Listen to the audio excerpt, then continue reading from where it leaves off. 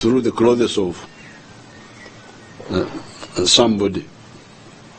Which means, if that is the case, then that means it was not going through necessarily, though.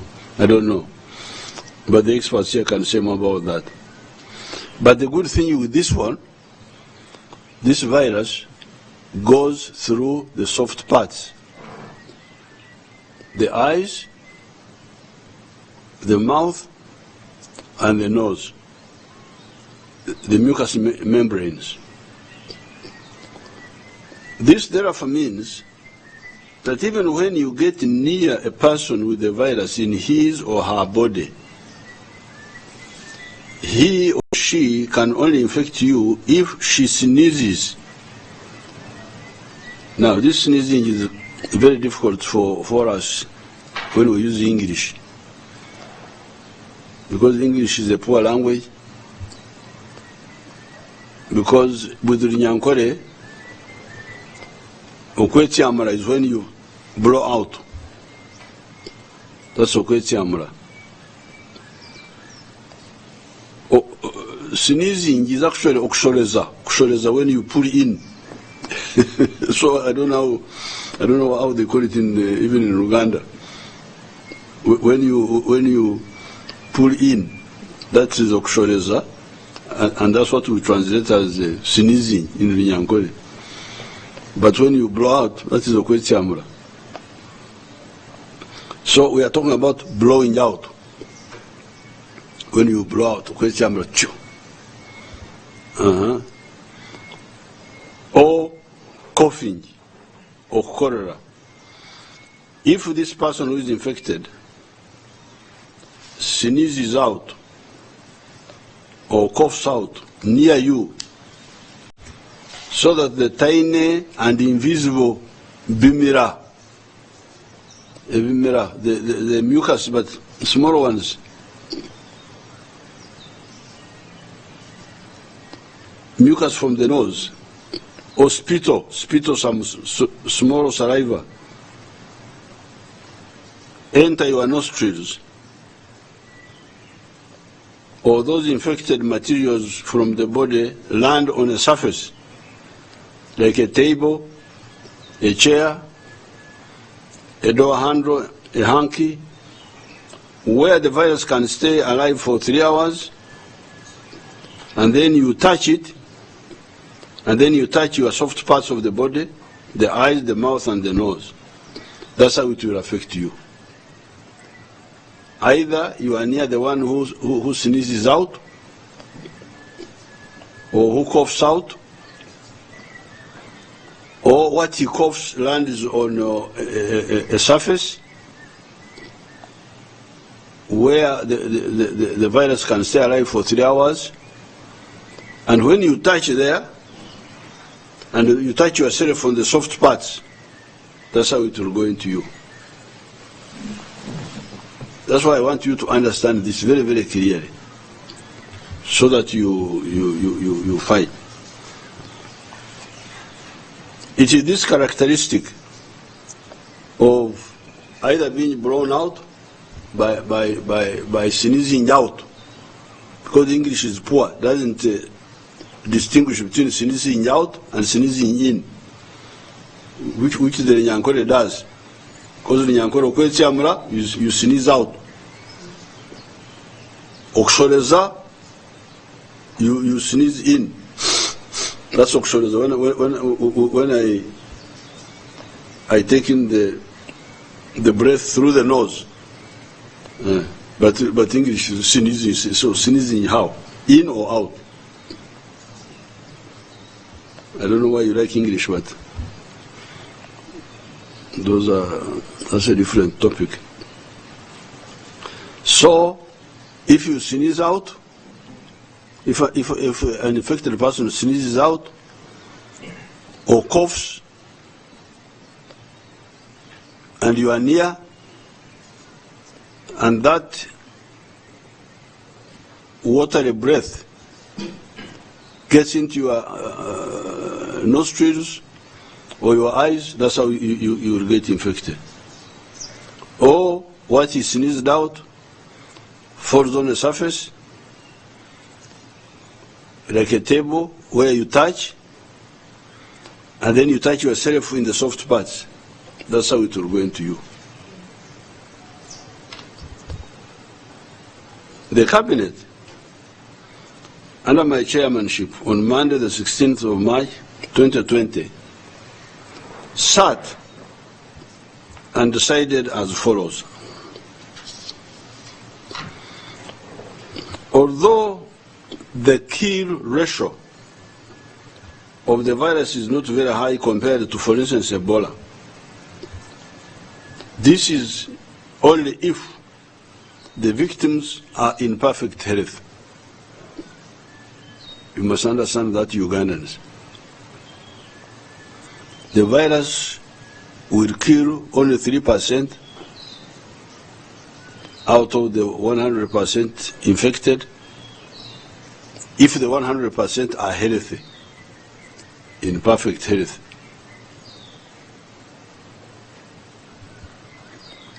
With the healthy young people, for instance, some information says that an infected person may not even know that he or she has any problem.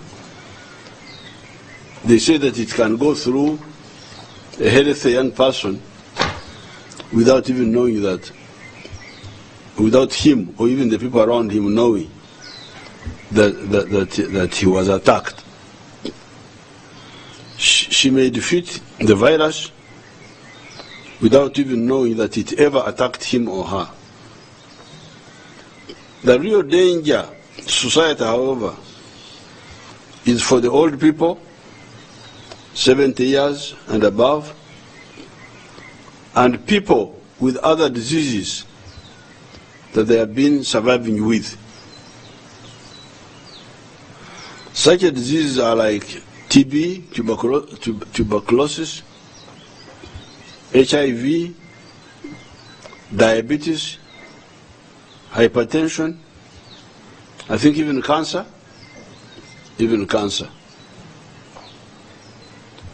It is these that will be very sick or even die. Since we have a very large number of people living with HIV, 1.4 million, having diabetes, 800,000, having hypertension, 4.8 million, TB, 100,000 per year.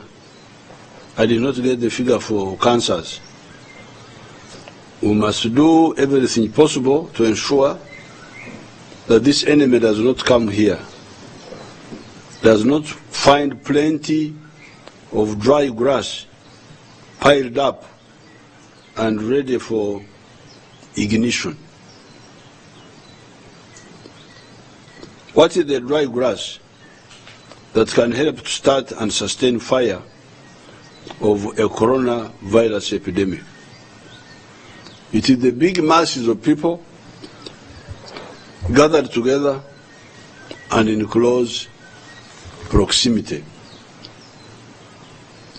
What are these masses of people that are gathered in groups that can easily aid the spread of the virus? They are the following. Number one, the students. The National Resistance Movement has promoted education. As a consequence, today, there are 10.7 million children in the primary schools, 2 million children in the pre-primary schools, 2 million students in the secondary schools, 314,000 students in the universities and tertiary institutions. This is a total of almost 15 million young Ugandans distributed in 36,000 primary schools, government and private, 7,000 pre-primary schools, government and private, 5,500 secondary schools, government and private, 49 universities, and 1,543 tertiary institutions, technical schools, teacher training colleges, vocational schools, etc. This is a total of 50,688 points. 50,600 something points, with concentrations of 1,000 or more persons each.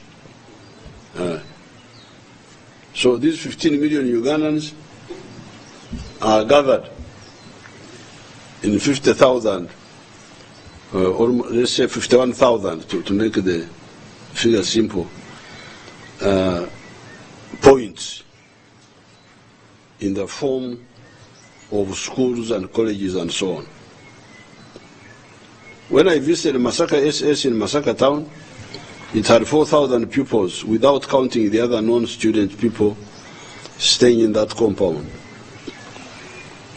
It is wise that we temporarily remove these concentration points by closing all the primary and secondary schools, pre-primary, as well as all the universities and tertiary institutions for 1 month, starting with Friday, the 20th of March, 2020, starting at midday.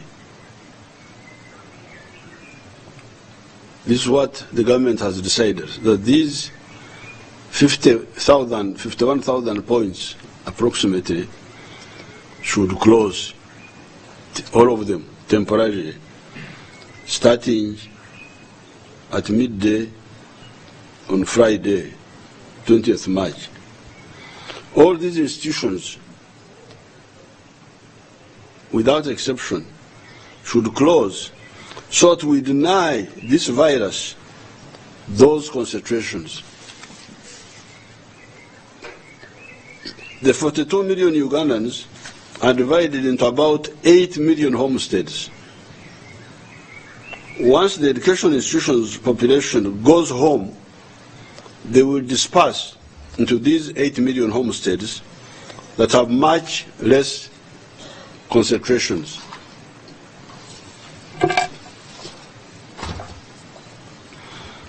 If the 15 million were to disperse equally into the 8 million homesteads, each homestead would take 1.5 students. So the 15 million, you will not see them once they go home. Because the homesteads are 8 million, about. So I was just simplifying the calculation. If each home was take an equal number, each home will take only 1.5 students. Since we cannot have a half student, let us correct to the nearest whole number, and we end up with 2 students per each homestead. So you can see the strategy. These concentration groups, you go home, and when they go home, the concentrations disappear. And if all the homesteads were to receive equal numbers, each one would get two additional people. It is a smart way of avoiding these concentrations in the face of this danger. I've decided to close the education institutions even before the occurrence of a single corona incident, because I have observed the situation in other countries. Once the epidemic breaks out, there is so much stampede that the first suspect to be affected is the transport. The first aspect to be affected is transport. You have seen how airports were clogged with people in the United States. That crowding is perfect ground for new infections. In trying to run away, I think people would get more infections than even when people were still in one place. Let us therefore move early to avoid the stampede. Number two, once we deal with the concentrations in the education institutions, the next concentration that we must deal with are the religious gatherings. Prayers in churches, in mosques, open-air prayers, and services on Fridays, Saturdays, and Sundays. In the interest of our people's health, this should be suspended for a month with immediate effect. Why with immediate effect? Why with immediate effect? The answer is a question of logic.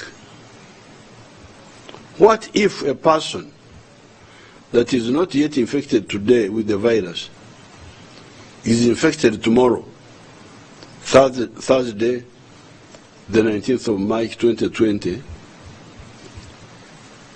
was to be infected in the last service that had been called to pray for the last time? Because there were, some people said, let's pray for the last time. But the question was, what if somebody gets infected in that prayer for the last time? How will you forgive yourself? And how will God forgive you? Because we don't know who is carrying the virus. When people gather, you don't know what will happen. How would God forgive us, and how would we forgive ourselves if we made that mistake by saying let's have one more gathering, and in that gathering then somebody who was all right gets infected? When it comes to health, it is better to be a coward and be on the side of caution. If there is no danger after 1 month, that will be good. There's no problem. If we run away from nothing, there was no danger,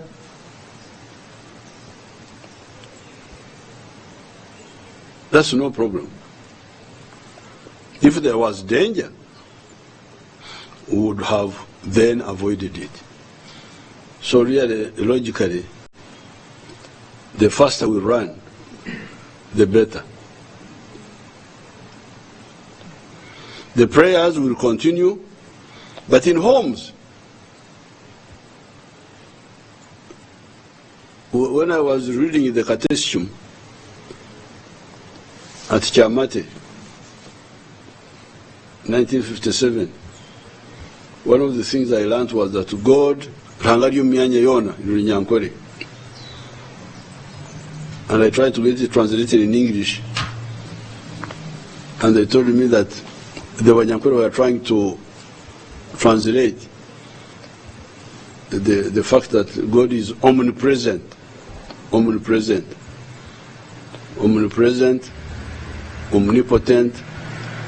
omniscient.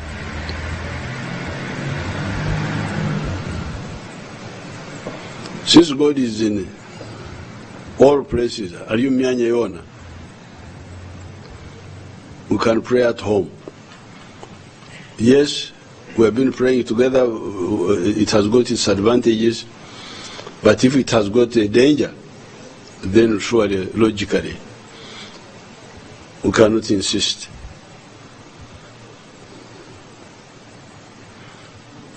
The religious leaders can use the television, radio stations, the television stations, the radio stations to continue preaching. His Holiness Pope Francis, as usual, set a good example of enlightenment on this very matter by abandoning his customary preaching in St. Peter's Square and instead using the television. I saw the Pope. The one who took the initiative, please don't come. I don't want anybody to be sick and you say I'm the one who called you. His Holiness, I think, is preparing his way to heaven very carefully. What if somebody gets infected and you are the one who called him? You can't protect him. You have called him, he has come, he was healthy, he goes back infected. And you are the one who called him, and you are a pope, you are a bishop, you are a political leader. You know this danger around, and you have no capacity to protect the people you call. But you still call them. You don't care what happens to them. I don't think God can forgive you.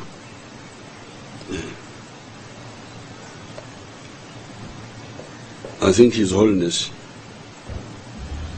a very courageous man. Then the next category of mass meetings are the political or cultural public meetings, public rallies, conferences, elections, etc. All these are hereby forbidden for 32 days with immediate effect. This is category 3, public gatherings for politics and for culture. Number 4, up to today, the 18th of March 2020, Uganda, by the mercy of God, has been spared by not having even one case confirmed of the coronavirus.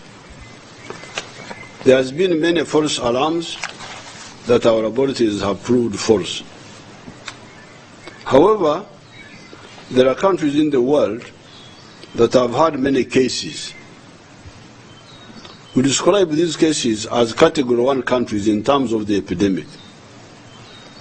These countries are Italy, France, South Korea, China, the United States of America, the United Kingdom, the Netherlands, Switzerland, Sweden, Belgium, Germany, Spain, Norway, Austria, Malaysia, Pakistan, and San Marino. I don't know what San Marino is, I have never heard of it. With immediate effect, we ban all outbound movement by Ugandans to or through these countries, again for 32 days. We ban any outbound Ugandan going to or through these countries. Foreigners going to those countries are free to do so, provided they do not intend to come back within the prohibited time. We extend our sympathies to those countries and commend them for fighting on behalf of the human race. Number 5, we cannot stop Ugandans coming back from abroad, even from the category 1 countries that I read above. However, such Ugandans will be put in a mandatory quarantine in a designated place, but they will pay the cost for their institutional quarantine. This cost is for food, for things like that, for their food. If they want to avoid that inconvenience or cost, they can sit out the storm in the country of their temporary abode and stay there until the problem is over. After the number of students outside the children whom I know, whom we have had to tell to stay there. But some wanted to come back, we said, no, you stay in one place. Because traveling now is very dangerous.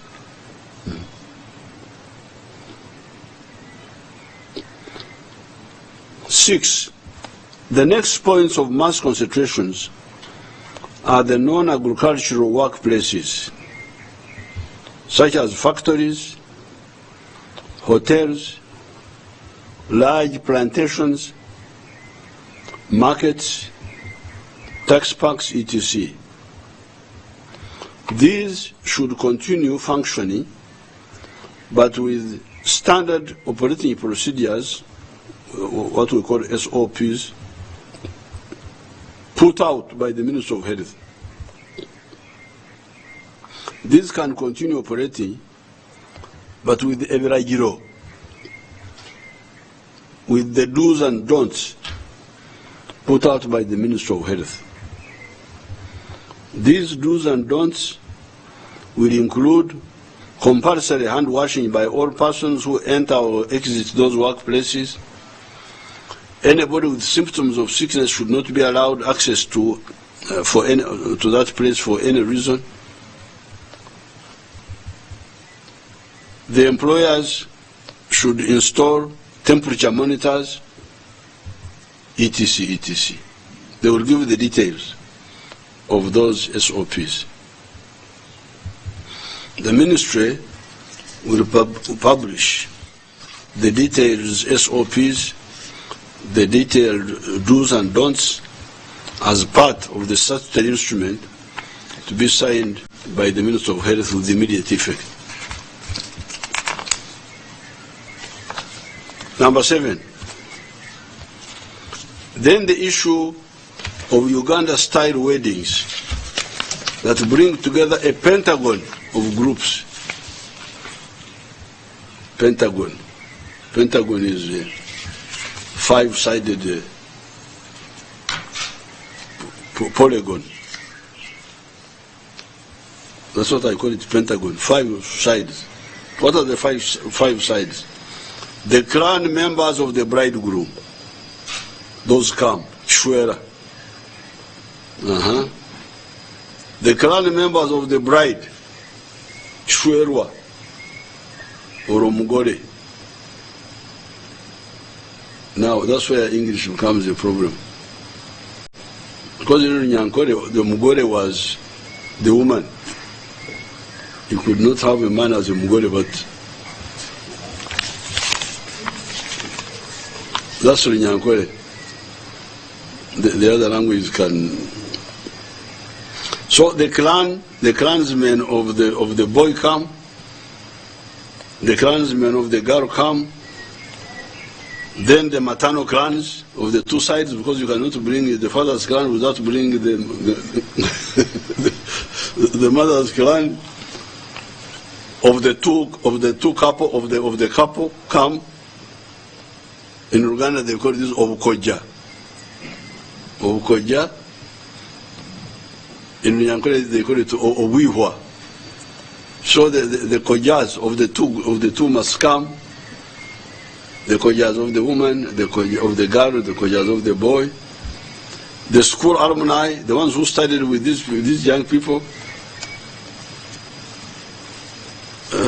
and the neighbors and friends. So all this must come.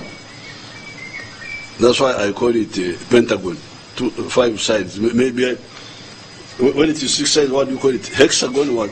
Hexagon is how many? 6. So we shall have to describe the Ugandan style weddings, whether they are hexagonal or pentagonal.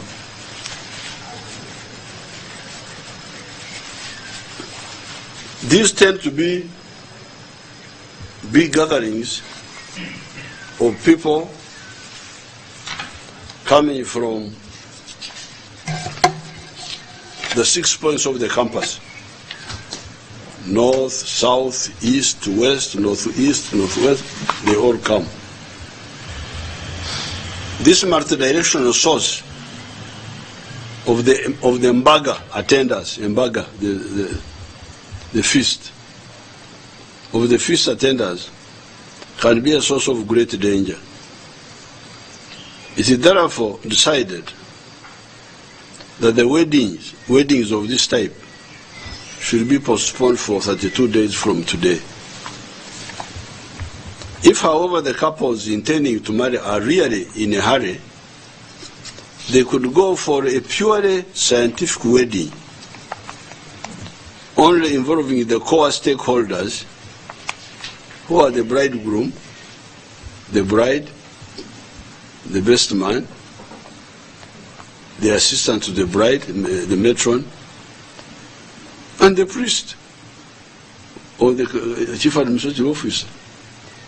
These are less than, as long as the number is less than 10 people. The scientific marriage could then later, at an appropriate time, be followed by the Uganda-style one, when things are clear. Mama Janet and myself used the scientific one in 1973, and we have not regretted.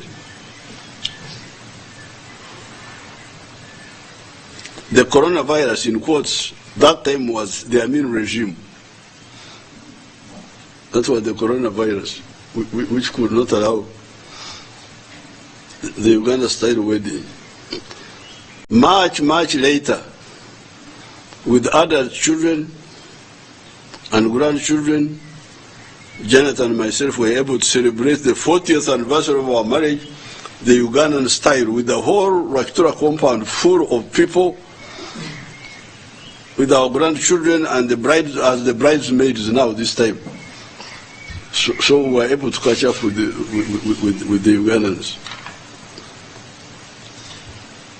The impatient intending couples could look at this model, the scientific model.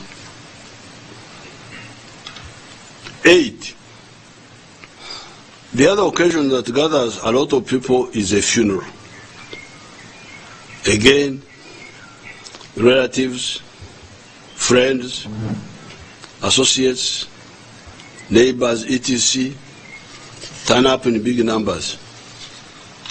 Again, with this virus, this is a danger point. Many people could be infected there. We cannot ban or postpone burials for 32 days. It would not be rational. We therefore recommend that the burial is done by the relatives who are nearby. They should be the ones to kuzika, to bury. Then the morning, the kungubaga, the echosi, as they call it in Yankore, could be later when the rituals could be done. This may combine both science and culture. Most importantly, it would be safe for the participants. If the deceased, however, is suspected of dying from the coronavirus, the state will take over and bury the person in the scientific way without the involvement of the family, as we did for the Ebola victims. We should not replicate the lack of enlightenment that was exhibited in West Africa, where the rituals of washing dead bodies was maintained even when people were dying from Ebola. The consequence was that both the bathers of the dead bodies ended up dying themselves in service of a non-scientific cultural practice. By confronting this disease with enlightened, scientific-based actions, we shall defeat it as we did with Ebola 3 times, with Marburg, and with AIDS. 9. The other big category of Ugandans are the farmers, the crop people, the balimi, the cattle keepers, and the fishermen.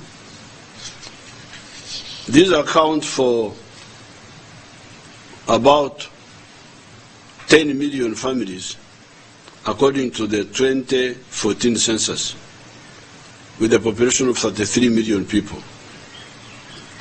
So these are the majority of Ugandans. This, however, may not be a problem by themselves, because they live in scattered homesteads and do not allow much concentration of persons. If they are not pulled by the churches and the mosques, or by the politicians for political rallies, they will go about their most useful activities in their dispersed form that is not a danger to themselves or to others. So this majority of the people are not a problem. The farmers, the cattle keepers, 10 people in a home, 15 people in a home, 20, the cultivators, these are not a problem. They can only be, the problem can only come from the other groups which tend to concentrate. So that's why really the groups which concentrate should not cause us a problem when the majority of the people are actually stable. However, they should all observe the hygienic practices recommended on these and subsequent communications. The Technical Committee on Health should, however, study more the issue of the fishermen. Although they fish separately, they live in concentrated landing sites. Landing sites, Emiaro. What do we do there? The Technical Committee may have to study that particular issue. The Technical Committee will involve the appropriate SOPs for the landing sites of the fishermen. With the other category of farmers, the cattle keepers and the cultivators, the other danger area are the monthly markets. This should also be suspended for the 32 days. Buying of crops and livestock, cattle, goats, chicken, etc. can go on, but from the homesteads. They do not have to congregate in the markets, at least for 1 month. Just for 1 month. I am used to this quarantine because when we have karusu, the foot and mouth, they stop us. Like we have been under quarantine now, I don't know, for almost a year. But we accept. It's better than to be inconvenienced than our cattle dying. This time it's just the cattle. But here we are talking about human beings.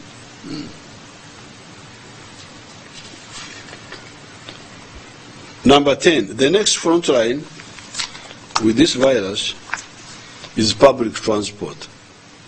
The borders, the taxis, the buses, the minibuses, and the trains. Everybody can see the clear danger here is of many people sitting next to one another in confined space of vehicle from Rira to Kampala, for instance. Therefore, the advice here, this is now an advice. Do not travel unless it is absolutely necessary if you are using public transport. If you don't have your own car, don't travel. Stay in your place unless you can't avoid it.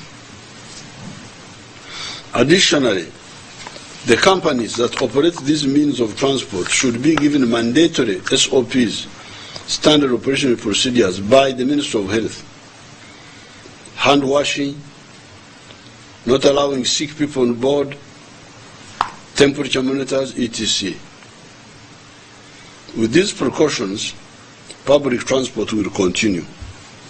However, in the event of an outbreak in a given locality, public transport in that area will be forbidden and the area will be isolated.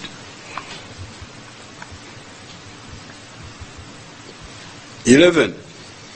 The next front line of fighting the virus is to stop the merry-making, the discos, the dances, the bars, the sports, the music shows, cinemas, and the concerts. These are very dangerous gathering points with the virus around. Drunkards sit close to one another. They speak with saliva coming out of their mouth. They are a danger to themselves. All these are suspended for a month, for 32 days. Number 12. With these measures taken to deny the virus mass concentration of Ugandans, the next area to look at is hygiene. The virus, according to the facts known so far, spreads by okwesiamula, the other sneezing out, and okorora, coughing out, whereby through your micro mucus, ebimera, or your spittle, or trante, you pollute the air around you, and the virus can now enter the nose of the nearby people through breathing. That is why it is important that anybody with a cough or cold should not go into public. You should self-isolate yourself or be isolated by force if you are not responsible enough to govern yourself for the general good. Even at home, always cough or sneeze into a handkerchief, which you should frequently wash, dry, and iron with a hot flat iron, or use a disposable tissue, which you should then either flush in the toilet or incinerate in a sigiri. My high-class people, when we were in one of the meetings, they were saying, no, we should not use handkerchief. We should use a disposable tissue. But people in Victoria have no disposable tissue. People in Victoria have no disposable tissue, so I cannot let them use the handkerchief, but wash it regularly and iron. And iron it. Because when you iron, definitely you kill the virus. Yeah. Me, I always keep three handkerchiefs. I use one, I put it away. I don't reuse. So if I was in Victoria without tissue, I'm sure I could manage.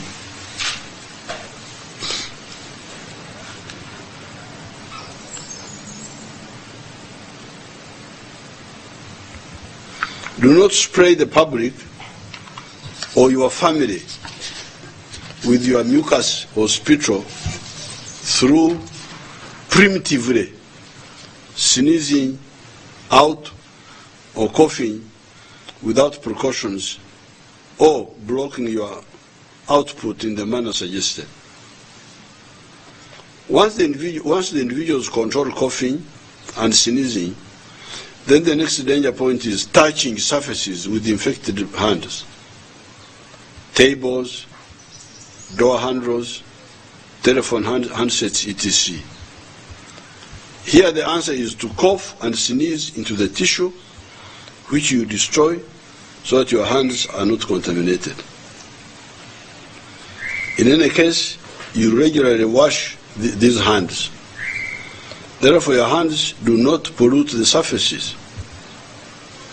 With money in markets and banks, the Minister of Health will publish SOPs governing that aspect, including disinfecting the coins, using mobile money, using online purchases, etc. Once you avoid open coughing and sneezing, and you wash your hands regularly, then you will not contaminate the surfaces, the tables, the door handles, etc. That will protect the public. The virus, even if you have it, it will remain with you until you get healed. It is good that for some time now, we have stopped the practice of shaking hands and hugging. That one is very good. There is also the side of everybody protecting oneself. As you heard, the virus only enters the body through the soft parts of the body, the mouth, the nose, and the eyes. Even if the surfaces are contaminated with the virus, and you touch those surfaces, yes, the virus will be on your hand. However, it will not enter your body unless you touch yourself in the soft parts of your body before washing. Correct, you people? These soft parts are the eyes, the mouth, and the nose. If you wash with soap, before you touch those soft parts, the virus will have died or been washed away. Number 13. Then there is the issue of nutrition, so as to eat foods that strengthen our body soldiers, the immune system, to fight the enemy. Apart from ensuring a balanced diet, which the district medical officers, through fortnightly addresses to all of you, should inform you about. In the particular fight against this virus, there is the need to take in good quantities of vitamin C through eating oranges and lemon, and also eating ripe bananas to get folic acid and vitamin B6. The folic acid and the vitamin B6 help the nervous system of the body. I will ask these people to explain that later in more detail. Ascorbic acid from the oranges helps your body to produce blood cells and build immunity. They will also explain that to you people. Therefore, apart from decongesting the population concentrations, so as to deny the virus big bodies of our citizens to easily infect and spread the disease, the other important measure is the one who is having a cold not to spray the innocent with sneezing out or coughing into open air. Block your sneezing with the tissue if you are the rich type that can afford tissues, or into handkerchiefs that you frequently wash, dry, and iron. Wash your hands with soap so that you remove the virus on your hands, so that you do not contaminate the surfaces. Then, on the defensive side, make it a habit never to casually touch your mouth, your nose, or your eyes with unwashed hands in case you touched contaminated surfaces. Ever since 1959, at Mbara High School, when I attended my confirmation course, Octavo Mkono, the Reverend Eustace Ruhindi advised us to use our left hand to receive the bread for the Holy Communion, because the right hand would have been contaminated with the greeting of people. It is now 61 years since. In all that time, my right hand is for greeting, opening doors, handling pens, etc. The left hand is reserved for myself, blowing my nose, etc. This was long before these diseases, Ebola, Corona, etc. It was a wise advice. The Ugandans could look at it. I never allow my right hand to touch my left hand before washing. That is why I never clap hands.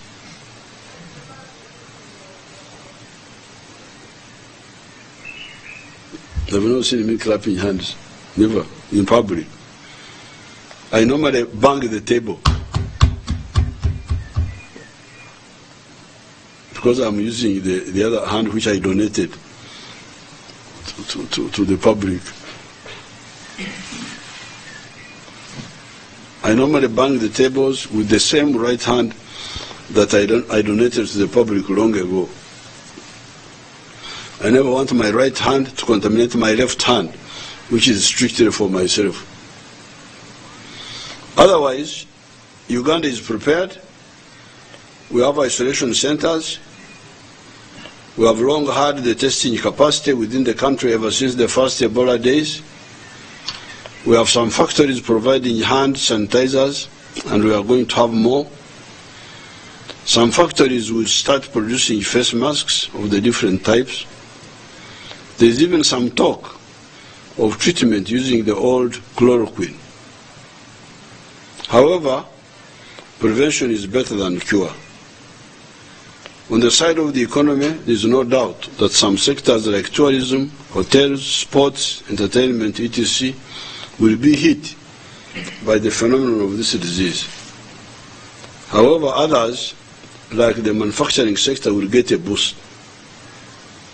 The countries of the world, by their selfish actions, are again waking up Africa that it is suicidal to depend on others. I have warned our people to stop talking like the selfish foreigners by trying to stop the little we have being exported to other African countries. We can keep a bit for ourselves, but we shall share with the others whatever we have. The blocking of imports should therefore get the long-sleeping Ugandans to wake up and use the huge amount of money they long earned by turning our market into a dumping point for foreign goods to build our own manufacturing capacity. Through the Bubu Buy Uganda, Build Uganda, we shall help those groups. Everything you have been importing, except for petroleum products for now make here. The $7 billion you have been using to import, keep it here. Turn misfortune into an opportunity. On Saturday, 21st March, which will be the 41st anniversary of the defeat of Idi Amin's forces at Rugando by the Tanzanian People's Defense Force of 80 kg kikosi cha jeshi, 80 battalion and task force battalion, and for NASA forces. I have invited the top leaders of the faith for national prayers at Entebbe State House. I will invite only a few, the heads. I don't want a crowd.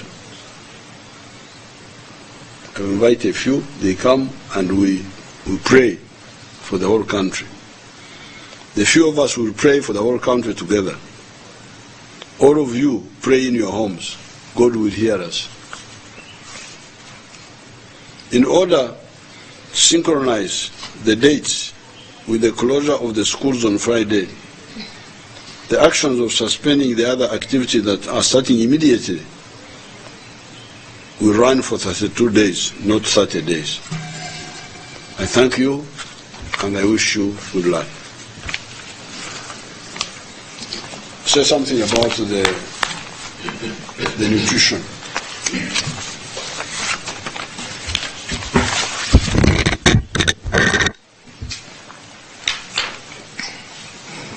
Thank you very much, Excellency. To add on to the issue of nutrition, first of all, I want to start from the point that it's very important to ensure that everybody drinks adequate fluids during this time, because the infection with the virus itself causes dehydration. So we want to encourage people to get into the habit of drinking water, at least 3 liters per day, whenever possible. And then we want to encourage a lot of eating of fruits, where we can obtain the vitamin C, as His Excellency has indicated, the oranges, the lemon, the bananas for vitamin B6 and folic acid, but also a lot of vegetables, because we get antioxidants that help us to fight diseases from these vegetables. On top of that, we want to encourage people to be frequent with their meals, because when the virus comes, it must get us healthy so that we are able to fight the virus, but also ensure that we maintain hygiene of whatever we are eating, not only ensuring that they are washed, but our hands are also clean before we eat these vegetables and fruits. Thank you. From the technical people, Museveni, come and say something.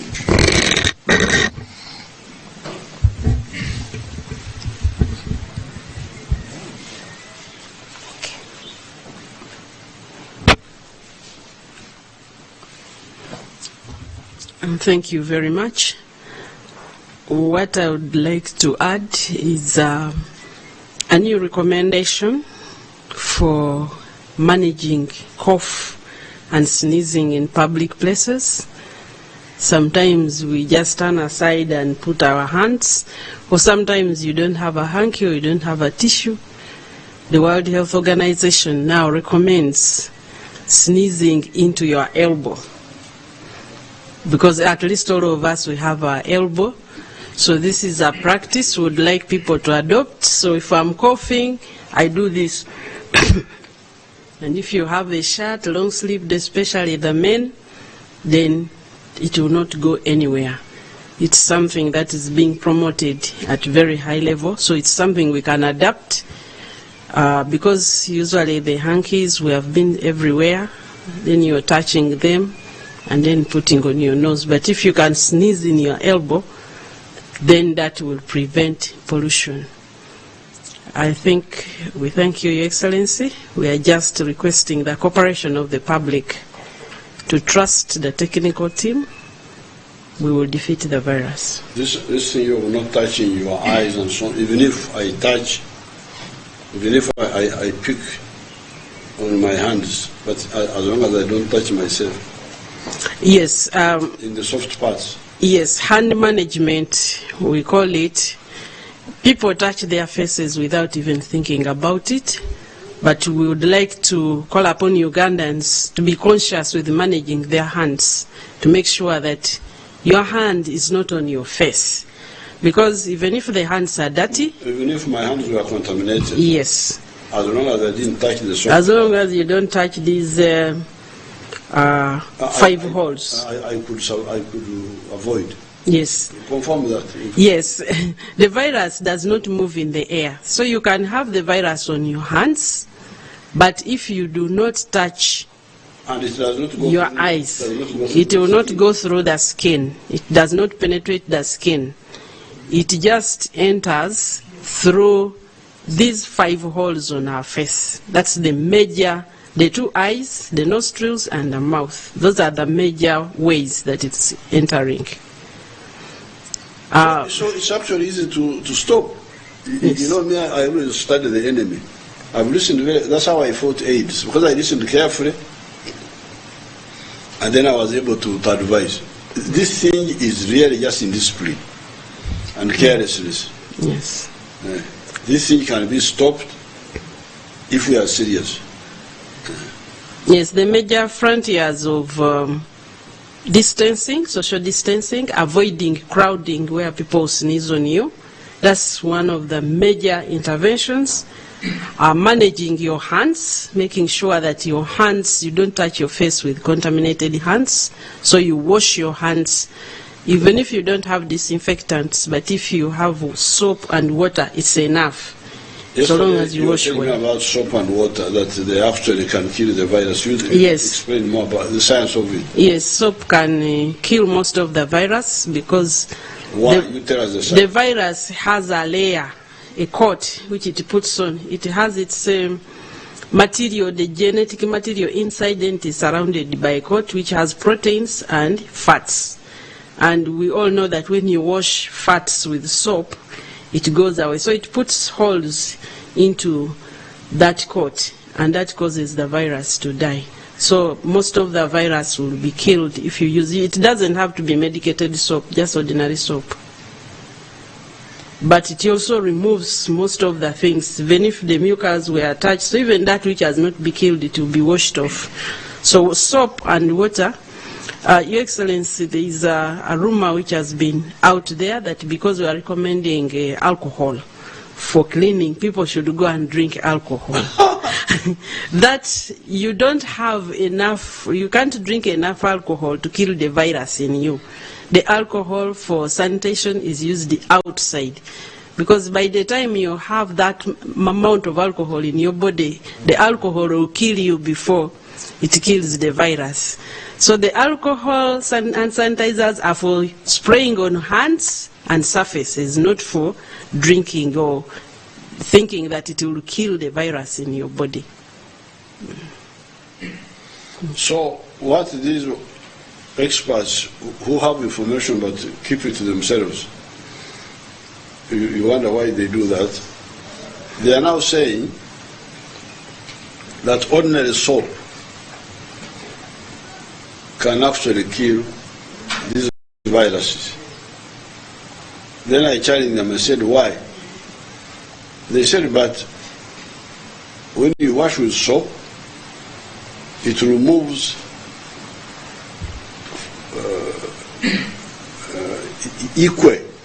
I don't know how they would call it.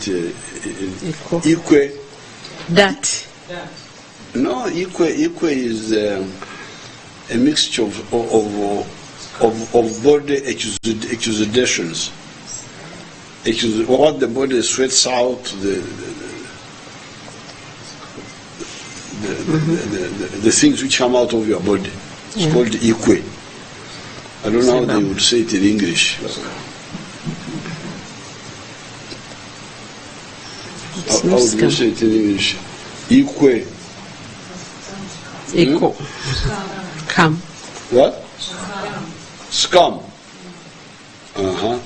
So it removes equa, which is a mixture of sweat. But sweat is what? What is sweat? Sweat is water from the body. No, but it comes with other. Yes, it has salts. minerals. Yes. And what else? Oil from the oils. Yes, the sebum. Oil. And now the oils are fat. Yes. Now, so these scientists are saying, when you wash away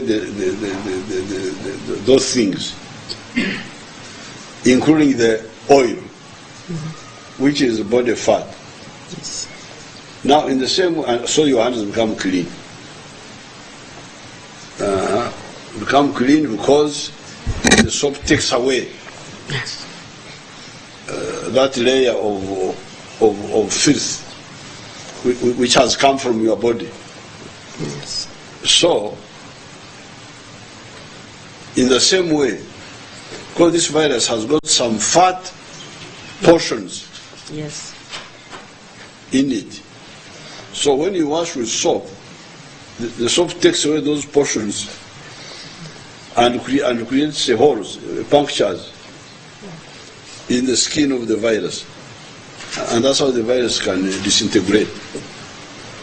So, this virus, if we are really serious, is not that very, very strong. It just uses the carelessness of the human being. And the fact that it's really carelessness. Because if we are strict, we can defeat it.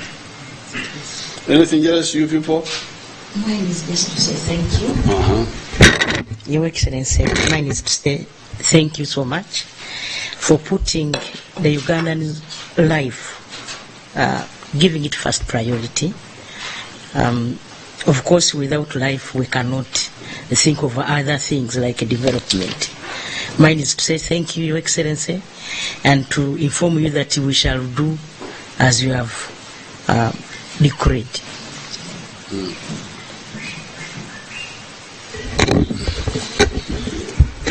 Excellency, again I want to explain the concept of quarantine because it seems to bother many of our nationals who are returning.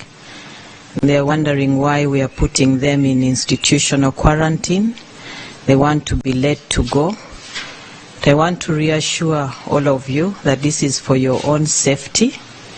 We quarantine you for 14 days in our identified places, as His Excellency has clearly highlighted, not because we want to keep you away from your families, but because we want to ensure that your families are protected, and once you develop symptoms, we can quickly evacuate you to ensure that no other person has contact with you and you do not spread the infection anywhere else. In many of the countries, the cases are imported, but the imported cases end up spreading, and the countries have local transmission, and then eventually they end up with community transmission, which is very difficult to manage. So my appeal is that we adhere to the rules of quarantine, and we are no longer carrying out self-quarantine. It is mandatory quarantine in institutions, as His Excellency has said. Yesterday, a number of Ugandans were refusing this. It is clear that you have to adhere, and it is not a choice. It is mandatory. Thank you very much. Now, the Minister is going to sign a statutory instrument under the Public Health Act. So many of the things we are talking here are really a must. It's not optional. It's not up to you to do this or that. It should have to be done. Attorney wants to say something about the hotels. Come and say something about the hotels.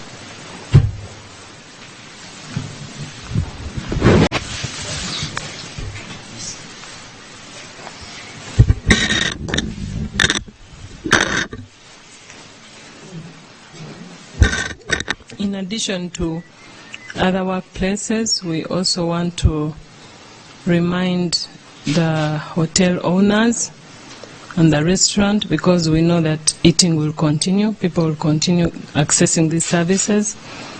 We request that every hotel owner, every restaurant owner must put in place mechanism to wash hands, to make sure that they dispose of any tissue that will be in the restaurant properly, to make sure that they screen, especially in big hotels. It's not only security, but also to measure the temperature of the people, and also observe those avoid crowds, having big gatherings and functions, make sure that they minimize those meetings in hotels. We just want to emphasize hygiene, hand washing, alcohol sanitizer, and ensure that they enforce everyone who enters their facility to wash their hands and dispose of the tissues that will be left on the table. And we also, because we are going to have institutional quarantine, we'll need hotels, we'll need guest houses that the owners are willing to provide to keep our people who will be coming in the country, because right now it is a challenge. We have many people at the airport and we do not have where to put them. Therefore, we welcome the hotel owners to provide where we can put them. The hotels are one of the workplaces, because I mentioned it in my speech. It is the factory, the hotel, the market, and I think I mentioned the bus park also, the shopping malls. I didn't mention shopping malls, but those are workplaces. those are workplaces which are not agricultural. Yes. Because I was talking about the structure of our country, where the population is distributed. So the workplaces, we don't want to close them, but we want to have those SOPs, those everagiro, those do's and don'ts. At least maybe not yet, but in other places they close them. In China they close them, I think even in Italy. But here we have not yet come to that. That's why we kept the workplaces open, but have the do's and the don'ts. So once volunteers for isolation purposes. That's hotels as isolation. Yes, we request the hotel owners, those who can allow our people we are isolating to be accommodated, because some of them had reservations and they were not willing because they feared that if they allow in people and they get coronavirus, then their hotels will be abandoned, and they were asking whether it was possible to compensate them, which is not possible. But also we would also request the security to beef us at the port of entry. We, as Uganda has porous borders, we request the security gives us support to make sure that we enforce people to pass in designated places for better screening, but also where they cannot abide, then we have law enforcers come in, but also to give us the workforce to help us also, especially the borders where now we are seeing a lot of crowding. Okay. Anything else, you people? Yes. And I think they also need to design SOPs for prisons as concentration. And the members of parliament. Oh, the MPs. the prisons. I forgot the prisons. Okay, anything you want to say? I just wanted to highlight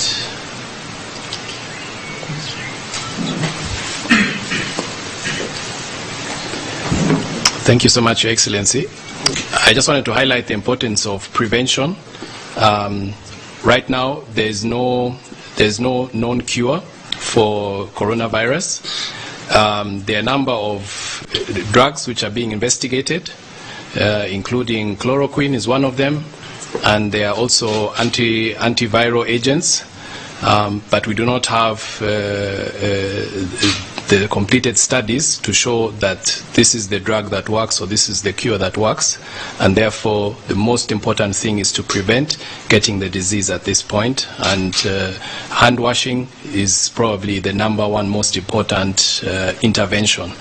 And there's also some panic that we've run out of sanitizer, but as my colleagues have highlighted, washing with soap is as effective, and it will remove the virus and it will kill the virus. So you wash your hands as often as you can with soap and water. You will do your part in fighting this pandemic. Thank you so much. Okay, thank you so much. Okay, people. Thank you.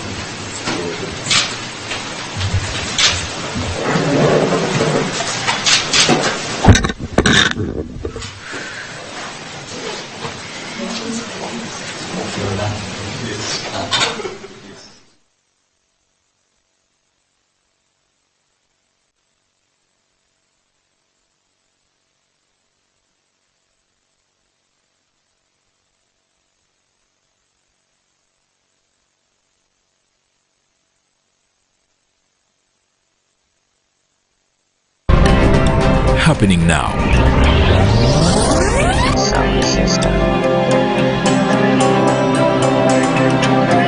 Tutaataganya mu mpeereza yaffe okukutuusaako ebyakagwawo.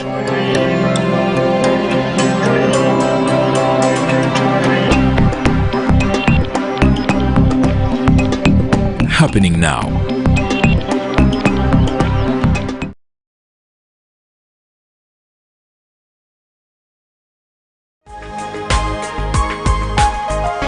Soul Television, Femunyo. Watch Soul Television on DSTV, Channel 373, Go TV, Channel 391, Azam TV, Channel 359, Star Times, Channel 288, StarSat Dish, Channel 531, Zuku TV, Channel 052, Free to Air, Channel